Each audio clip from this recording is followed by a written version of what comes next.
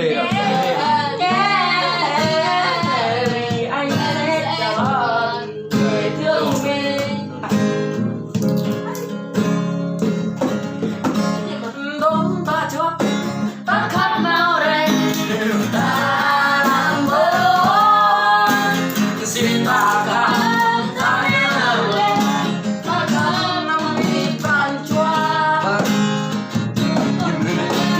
đốn tôi rằng tôi ngáp nào đây ta đi nằm bờ sống ta cảm năm đi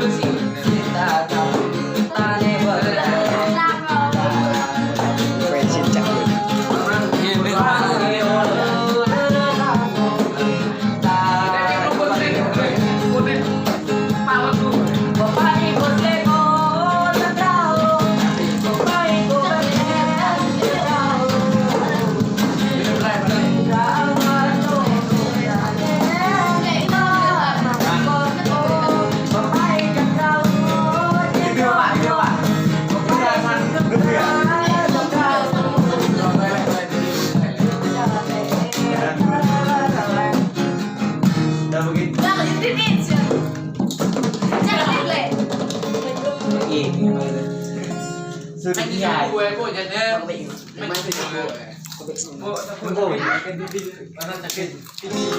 Hello, chào người nhá. Chào người làm lên chi tàn có hay không? Không biết. Chưa thứ nhưng mà chưa biết ai. Ngày mà em đến. Tôi vì nên Chồng nghe về clip của tôi lại ông này tôi sẽ hát nha. Như em TV. Nhớ em TV à? Không phải đâu là tôi không khấu đâu mà. Đúng không khấu? Đưa tên. Ca sĩ chuyên nghiệp. Em đến đã là đỡ vượt. Ngày mà em đến chắc về lên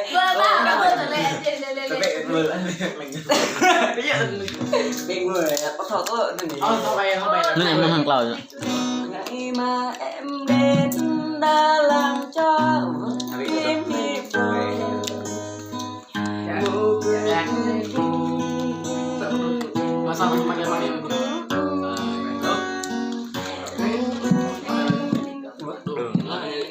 không phải đấy.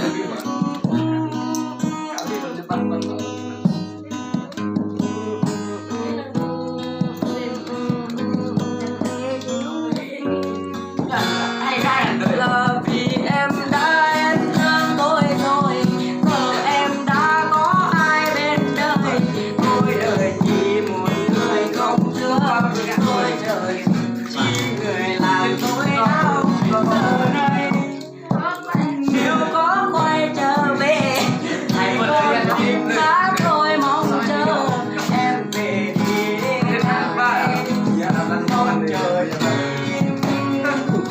gian tình chắc cái này nó sao vậy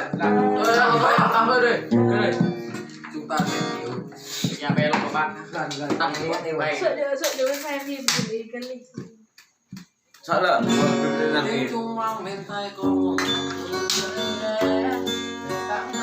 một tình yêu ở đây có chặt thành các bạn đặt này nè này không biết cô một tình yêu thật lòng anh muốn Thằng này được đẹp đây. muốn nói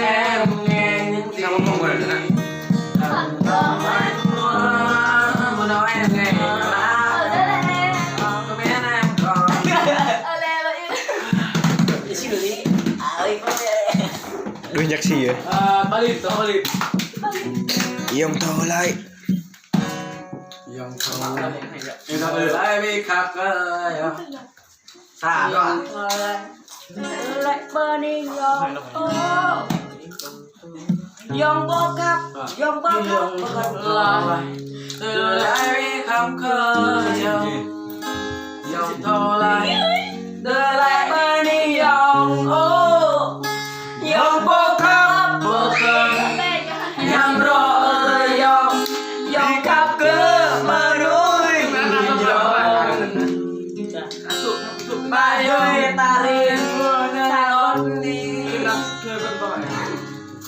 anh xin lỗi vì đã yêu em rất nhiều anh xin lỗi